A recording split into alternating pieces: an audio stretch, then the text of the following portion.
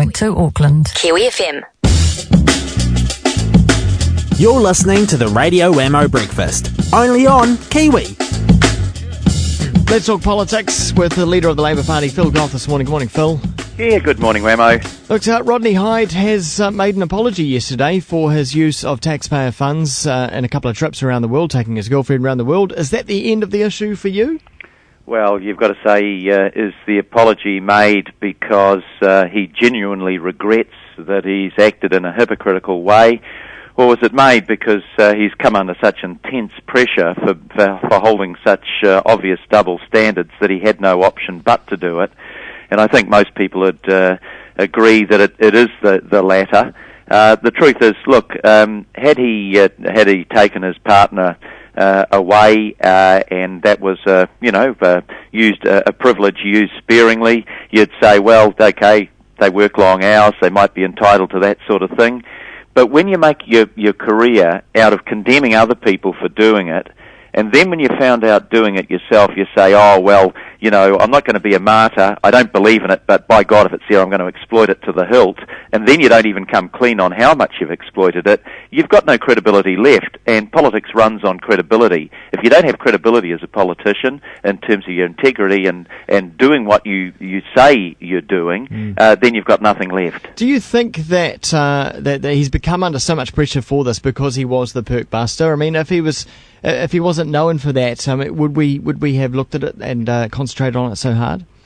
No, look, I think it was because he set himself a standard and condemned everybody else for not reaching that standard, while at the same time, as soon as he had the opportunity, he was busy exploiting the privilege that he had. That's double standards, that's hypocrisy, and I think New Zealanders, more than anything else, really despise hypocrisy. Had he been up front and said, look, okay, I've been doing a 70 or an 80-hour week, this was a chance to get away with my partner, a bit of quality time, it's not something I'm going to abuse, it's something I'm going to use sparingly, that's fine. But even when he was caught out, he didn't come clean on the fact that this wasn't a one-off, that he had done it several times, and then there was the question about, what the true purpose of actually going to London was. Let's look at this as a wider issue in the way that MPs and ministers of the government are able to do their job. I mean, you've been in Parliament for a long, long time now, so you would have seen, I guess, over time, some of these perks and benefits that come with the job being slowly eroded.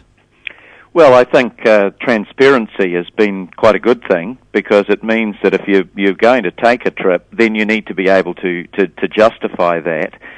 And I think probably, given the depth of the recession, the fact that just last week, the number of people out of work climbed to 150,000, the fact that a whole lot of other New Zealanders are really struggling to make ends meet. But this isn't the first recession we've had. I mean, there was the one in the late 80s as well. I mean, that's true. But I think that when the environment changes and things deteriorate and people are really having to pull their belt in, then politicians have got to be sufficiently sensitive to that they are sparing in the way that they use it. Did this happen in the 80s, in the late 80s, after the 87 crash? Did politicians tighten their belts? You're testing my memory to tell you the truth. I'm not sure that I even know the answer to that. Is this just a modern construct where the public and the media are coming down even harder on politicians? I think they're certainly coming down harder, and there has been a pretty hard line taken against all sorts of people for their travel privilege. I mean, I'm one that's done more travel than almost anybody else because I was foreign minister and I was trade minister. But I was never criticised by journalists nor by other politicians, because anybody that ever accompanied me on those missions knew that this was no junket. You're there, your 80-hour week suddenly became a 90 or a 95-hour week. You were in and out of places, you were there, you were doing the job that you were sent there to do. It's a different thing, I think, that if had I been sent on a particular trade mission, and instead of having the key meeting that I was going to some place in the world to attend, I decided to go on a sightseeing junket, then I would have been in deep trouble, and rightly so. Richard Worth got himself into trouble. You know, he went there to commemorate the battles of the Second World War in North Africa, skipped the commemoration service and went out on a camel ride. Well, New Zealanders didn't appreciate that. They didn't appreciate what Honey Hara did. He was leader of a delegation. He was meant to be leading the meeting in Brussels, and without any excuse at all said, "Oh no, I'm off to see the culture of Paris." Well, if he wants to do that, leave it to the end of your trip. Meet your own expenses when you do that, but don't take time off the job that you've gone to Europe to perform. I think that's unacceptable. We'll look on Honey a little bit more just very shortly, but what about taking loved ones, taking wives and girlfriends? So, I mean, is that important? Well, look, I think, I'm going to defend parliamentarians and ministers on this. From time to time, the sheer amount of time that you have away from home, as long as you don't abuse the privilege, I think that it is justified that you take a partner away as long as it's not, you're not doing it every trip. I think in probably 9 years, my wife might have accompanied me 4 times. On a trip, and I was away 3 or 4 months a year. And who paid for that? Oh, it was covered under ministerial services, as it always has been. It's simply a way of saying, look, if you are working an 80-hour week and your partner never sees you, that is a small form of compensation for a partner. So I've never condemned the government for doing that sort of thing. I think Rodney's problem, if we're going back to Rodney, was the hypocrisy of saying he didn't believe in it, but then doing it and doing it as hard as he could without coming clean on it. I think it's that double standard that really has got him into trouble. But he didn't do anything wrong.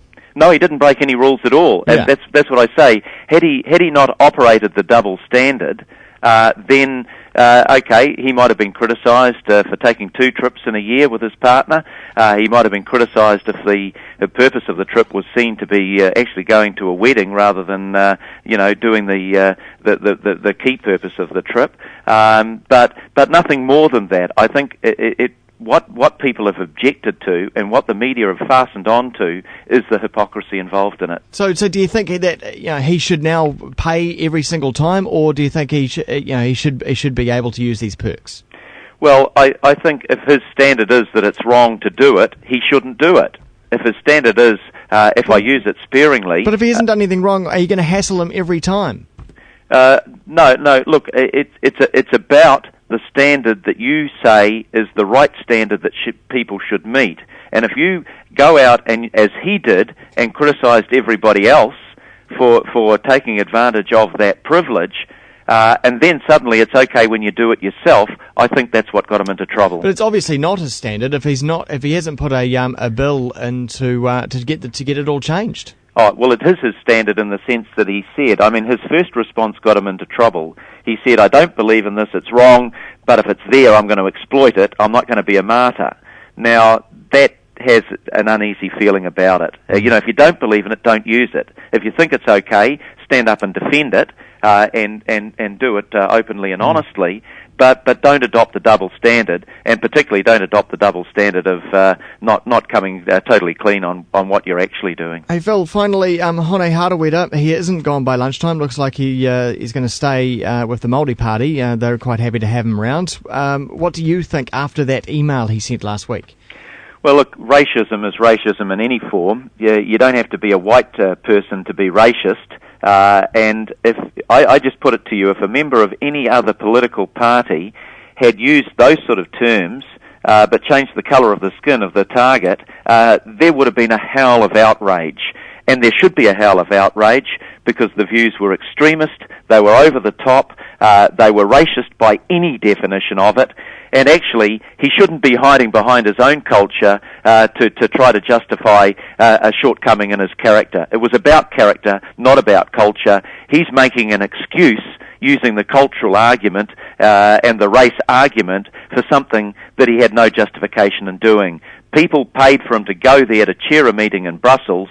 Instead, he opted out, gave the job to somebody else, and went off enjoying himself on a trip to Paris. I don't mind paying Honey's airfare to Brussels to do the job that he was meant to be doing. I do mind it if he doesn't meet the responsibilities, but still wants the taxpayer to fund him. What could repair this for you? Oh, look, I think the comments were so over the top that I don't believe that there's a place in Parliament for Honey Hara. So political memories are short. So can you put it on record now that could you work with Honey Hara in the next election?